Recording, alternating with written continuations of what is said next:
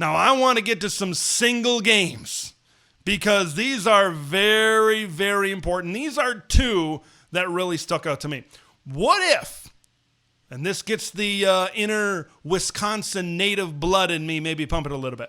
What if Wisconsin beats Michigan? All right, we got to kind of round this thing back. That is the first week of October. We got to talk about September 1st. Not September 1st, the date. September 1st, meaning the month, the entire month. Let's start first with the Wisconsin Badgers, Middle Tennessee, Miami, Ohio, Maryland. They're probably going to be favored in all three of those games. I don't think they're beating Alabama. I think Alabama has a tremendous wide receiver duo, one of the best in college football, of course, led by Ryan Williams. They got Ryan Grubb coming back with Kalen DeBoer as their offensive coordinator. That's going to be tough. That's just going to be a tough go, certainly. But if Wisconsin's sitting there at 3-1, I think they're feeling really good. If they can just keep their quarterback healthy, that might be a challenge in and of itself for the Badgers at that point of the season. But I think what's really interesting is Michigan. And I mentioned it last week, where they go on the road to Oklahoma, they go on the road to Nebraska.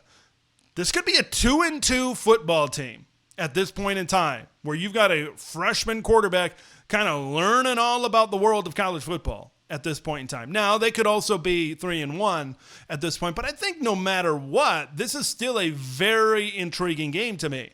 If Wisconsin is able to get the win, that is the statement victory in a just murder show of a schedule in year 3 for Luke Fickell. Like, they have not beaten good teams. The teams that they have beaten have not been very good. We have not seen a statement type of really good performance against a decent football team for Wisconsin in the Luke Fickell era. If they're able to beat Michigan, that I think gives that a stamp that says, all right, improvement, progress.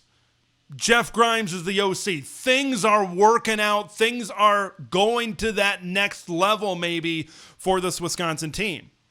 The week after, they'd be 4-1. The week after that, they got Iowa at Camp Randall Stadium. Now, I think Iowa's a pretty good football team, but if they keep that confidence going, why can't Wisconsin be 5-1 through the first 6 games of the year?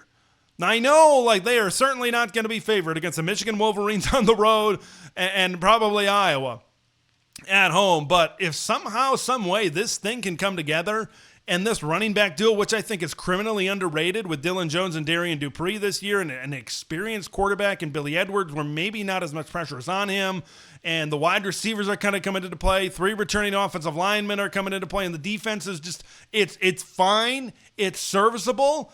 I think that gives Wisconsin and their future a little bit of a boost where there is certainly some doubt in Madison right now. Now, the back half of the schedule is difficult, certainly, for the Badgers, but even if they ended up 6-6 and they're able to beat a Michigan team that would probably likely have a better record than 6-6, that is progress. On the flip side, if Michigan loses, even if they're sitting there at 3-1, if Michigan loses to Wisconsin, I think there's going to be a serious microscope. There is a world out there where they lose to Oklahoma.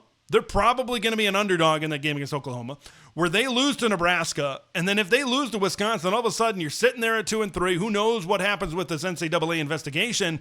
And then we know the 7-5 season last year. There's going to be a serious microscope being viewed by this Michigan administration upon Sharon Moore, and that's going to be a big tipping point, I think, during the season as well. So that's one game I think that really catches my eye. Another one, what if Penn State loses the whiteout to the Ducks, Oregon? Everything is on the table for Penn State, right? To win a big game. They've been complaining about playing noon games. They get a whiteout game, the first really big significant whiteout since 2018, 2019, and you get the Oregon Ducks coming into town. But man, if they can't get it done against an Oregon team that's young, that's inexperienced, although talented, if they can't get it done when they are the veteran team and they've got the best environment in all of college football, folks, let's start first with Penn State and what this means. The voices around this program, the doubters around this program are going to be extremely loud. And now that Ohio State game, on the road later in the season becomes huge.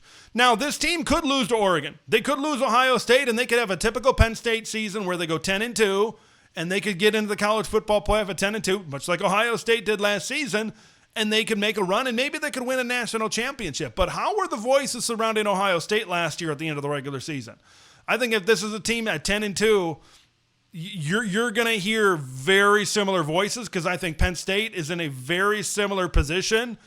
I don't like to use the term natty or bust, but you're really close to that level like Ohio State was last year, with everybody running it back for the Nittany Lions, certainly this season. So if they can't win in that environment against an Oregon team that's going to really maybe be figuring some things out in the first half of the season, you're going to have some serious questions down the road, and maybe some serious motivation the rest of the way for this team. Now, what about Oregon?